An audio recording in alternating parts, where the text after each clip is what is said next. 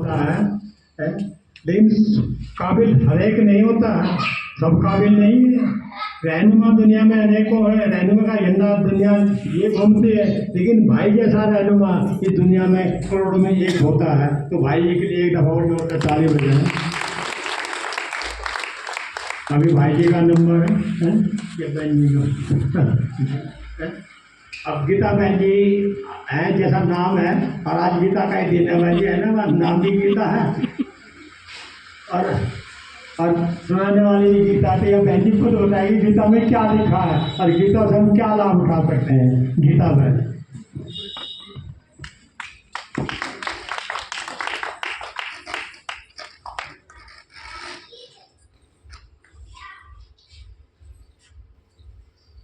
ओम शांति, ओम शांति, ओम शांति। जैसे कि भाई जी ने बोला कि गीता में क्या लिखा है, शिव बाबा ने एक ही बात कही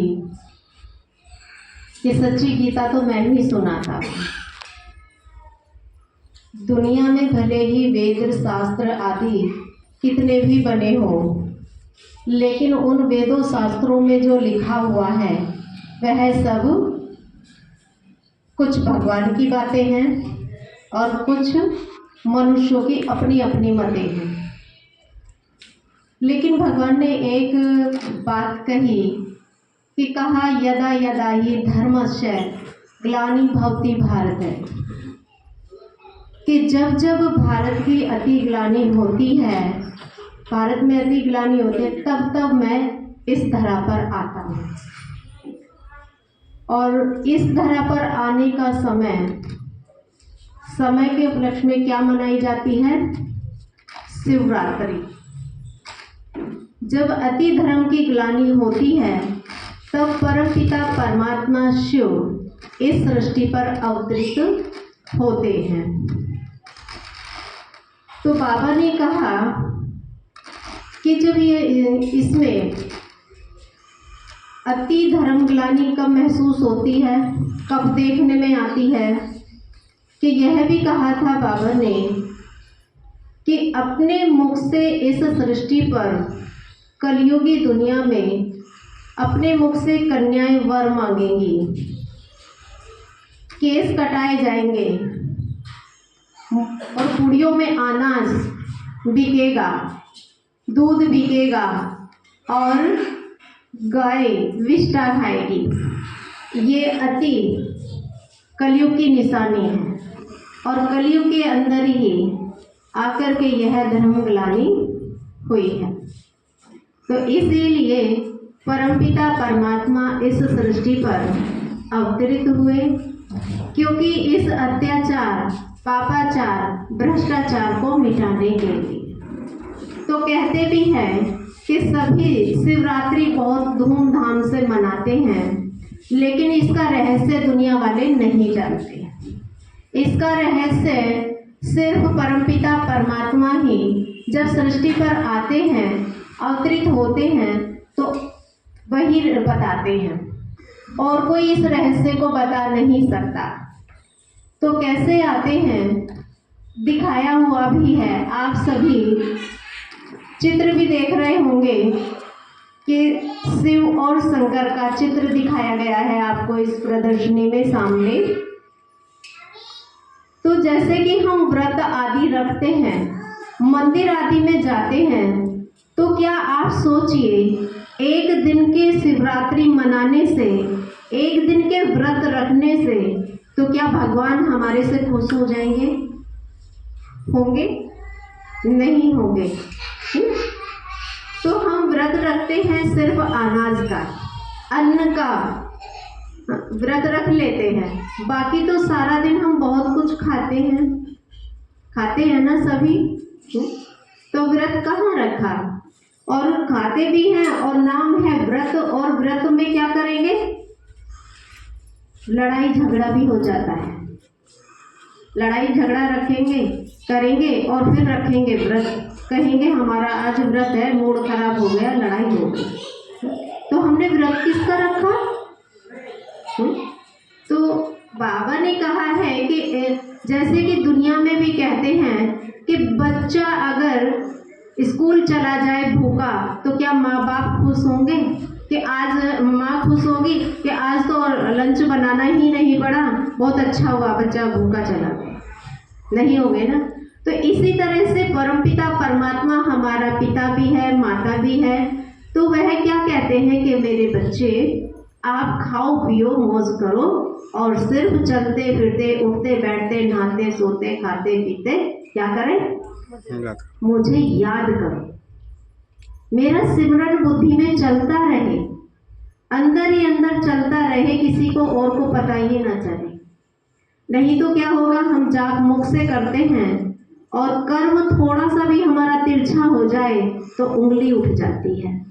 वो उंगली हमारे पर नहीं उठती, वो उस परमपिता परमात्मा पर उठती है कि बन बैठे भगवान के और लक्षण तो देखो। तो इसलिए लक्ष्य को भी और लक्षण को भी धारण करना है और व्रत एक दिन का नहीं रखना है, हर रोज का व्रत रखना है अपनी बुराइयों का। हमारे अंदर कितनी सारी काम क्रोध लोभ मोह अहंकार ईर्षा द्वेष सब कुछ बहुत विकार भरे हुए हैं, तो उन विकारों का हमको हर दिन व्रत रखना है।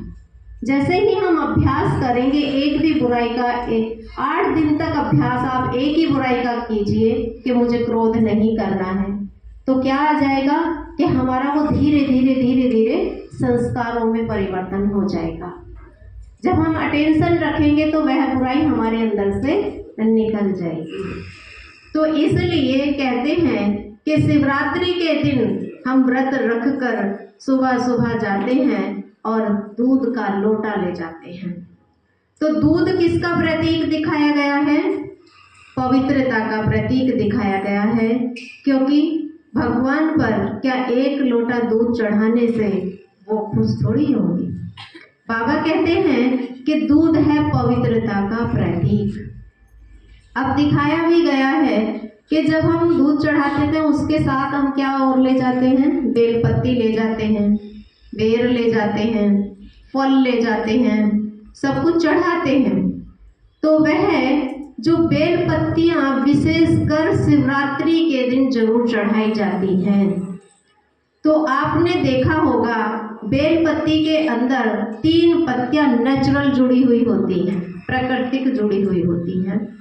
वह दिखाई गई है ब्रह्मा विष्णु शंकर का प्रतीक, क्योंकि वह परमात्मा शिव पर अर्पित हुए, समर्पण हुए, इसलिए यह बेलपत्तियां चढ़ाई जाती हैं। बेर दिखाते हैं, इन दिनों में बेर बहुत चलते हैं और बेर चढ़ाने का बहुत अच्छे से नियम है, लेकिन भगवान भी उसका रहस्य बताते हैं कि बेर न चढ़ा करके वैर चढ़ाओ। अपने अंदर जो हमने एक दूसरे के लिए वैर पाले हुए हैं, घृणा पाली हुई है, उसको हमें अर्पण करना है, उसको हमें परमात्मा शिव पर चढ़ाना है। तो वो हमारी शिवरात्रि मनाना हो गया, वो हमारा सच्चा व्रत हो गया। और कहते भी हैं कि शिवलिंग के अंदर 3 लकीरें दिखाई गई हैं, तो वह भी ब्रह्मा विष्णु शंकर का प्रतीक ही दिखाया गया है। अब कहते हैं कि अक धतूरा भी विशेष कर चढ़ाया जाता है, और हम सभी जानते हैं अक धतूरे में क्या होता है? जहर भरा हुआ होता है। अगर आप देखें ना कि उसके अंदर जो दूध निकलता है और एक बूंद की दूध की अगर किसी की आंख में डाल दी जाए तो व्यक्ति अंधा हो जाता है। तो कितना जहरीला है। और ऐसे ही आज इतना ही जहरीला मनुष्य हो चुका है। एक दूसरे को दुख देते हैं, एक दूसरे को परेशान करते हैं, इतना तक परेशान कर देते हैं कि व्यक्ति अपना जीवन ही खत्म कर लेता है। तो हमें अपने अंदर से ऐसे जहर को निकाल देना है। तो अब की शिवरात्रि हम ऐसे अच्छी तरीके से मनाएं कि बुराइयों को अर्पण करके परमात्मा शिव पर। कहते हैं शिवरात्रि, दुनिया में किसी भी बच्चे का जन्म होगा तो क्या कहेंगे? जन्मदिन मना रहे हैं। लेकिन परमात्मा की ही शिवरात्रि मनाई जाती है। तो पहले भी मैंने बताया कि कहते हैं कि जब अत्याचार, पापाचार, भ्रष्टाचार बढ़ता है, तो जब धर्म की ग्लानि होती है और सभी मनुष्यों के अंदर क्या आ जाती है, अज्ञानता, अज्ञान अंधियारी नींद में सो जाते हैं, तब परमपिता परमात्मा इस कलियुगी दुनिया में अवतरित होते हैं। इसलिए क्या होगा, शिवरात्रि मनाई जाती है। इसलिए क्या कहा जाता है, शिवरात्रि, क्योंकि आज सभी मनुष्य क्या है, अज्ञान निद्रा में सोए हुए हैं, भटके हुए हैं, इसलिए शिवरात्रि मनाई जाती है। तो 5 भूतों ने ऐसे मनुष्यों को घेर रखा है जो काम, क्रोध, लोभ, मोह, अहंकार।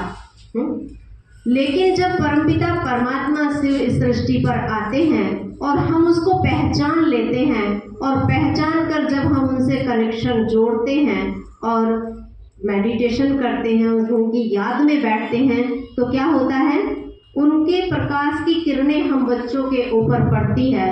जैसे कि एग्जाम्पल देते हैं कि अगर धूप में एक कागज डाला जाए और उसके ऊपर लेंस लगाया जाए, तो और सूर्य की किरणें उस पर पड़ रही हैं, तो क्या कागज जल जाता है, क्योंकि लेंस लगाया हुआ है ना, तो कागज जल जाता है। ऐसे ही जब हमारा कनेक्शन सीधा परमपिता परमात्मा से होता है और उसकी पावर हमारे ऊपर पड़ती है, किरणें पड़ती हैं, उसकी दया दृष्टि हमारे पर पड़ती है, तो हमारे अंदर जो विषय विकार भरे हुए हैं, बुराइयां भरी हुई हैं, वो सब भस्म हो जाती हैं, जल जाती हैं, और जो हमारी आत्मा है वो प्योर बन जाती है, और शरीर भी कैसा, बहुत अच्छा बन जाता है, निरोगी बन जाता है, रोगों से मुक्त रहते हैं और जीवन खुशहाल हो जाता है। तो इस बार हम ऐसी सच्ची शिवरात्रि मनाएं, पहचान करके मंदिर में भी जाएं, भले जाएं, कोई बात नहीं, लेकिन हमें क्या प्रतिज्ञा करनी है कल जाकर के मंदिर में, कि मेरे अंदर जो सबसे कड़ी बुराई है और उस बुराई से